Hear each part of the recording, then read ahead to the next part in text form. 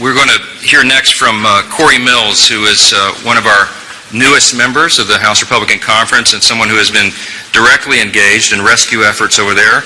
And I'll let him tell you a little bit about his experience because it's just as harrowing. Cory?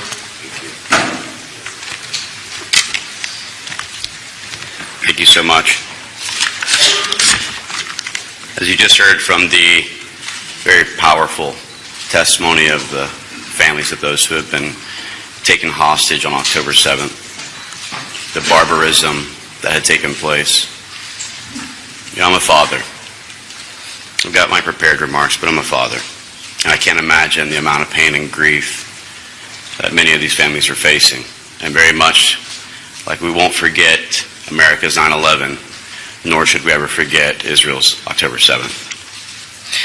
I want to thank House GOP leadership and the team for everything that you guys are doing, and we will continue our prayers this morning for those families. I'd also like to recognize those brave families and for all who are dealing with this today.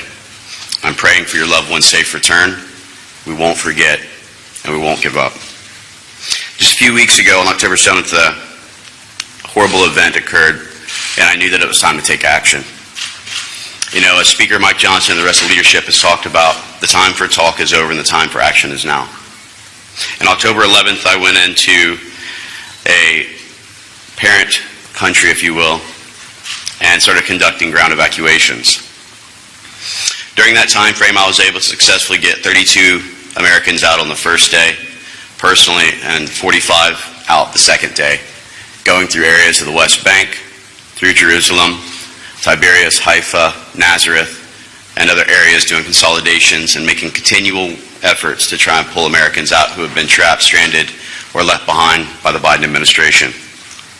Well, I'm honored to have been able to get more than 200 people at this point out of Israel, including a plane that we negotiated and worked with Mercury One in Glenbeck.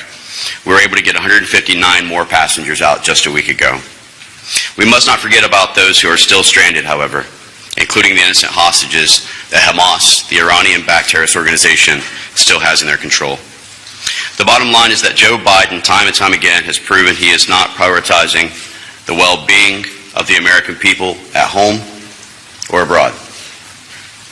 We saw it during the botched Afghan withdrawal of 2021, where I actually went over with a team of mine and conducted the first successful overland rescue of a mother and 3 children born and raised in Amarillo, Texas. We're now seeing this across the Middle East and across the world. Both times, a team of former Special Operations members has had to step up as a result of Joe Biden's administration's failures to do so. While I was on the ground in Israel, I heard horror stories from the Americans who were trying to get home with no support from the State Department. And in many cases, when they would request support, they would receive an electronic form and no further follow-up. 2.5 weeks after we've gotten people out from Israel, now the State Department is trying to contact them to determine their whereabouts. They were faced with extremely limited options for travel. We're receiving absolutely no correspondence from the embassy itself. And under Joe Biden's failed foreign policy agenda, we've emboldened adversaries like the Iran-backed Hamas terrorist organizations and left our key allies vulnerable in their positions today. It has now been over a month since Hamas terrorists took innocent American hostages, and yet we have no resolution and no plan or strategy by the administration. To the families that were here with us today, I want to say that I'm praying for the safe return of your loved ones, and will continue to work with my colleagues here in the GOP leadership to hold Biden's administration accountable for their failures to protect the American lives in Afghanistan and Israel.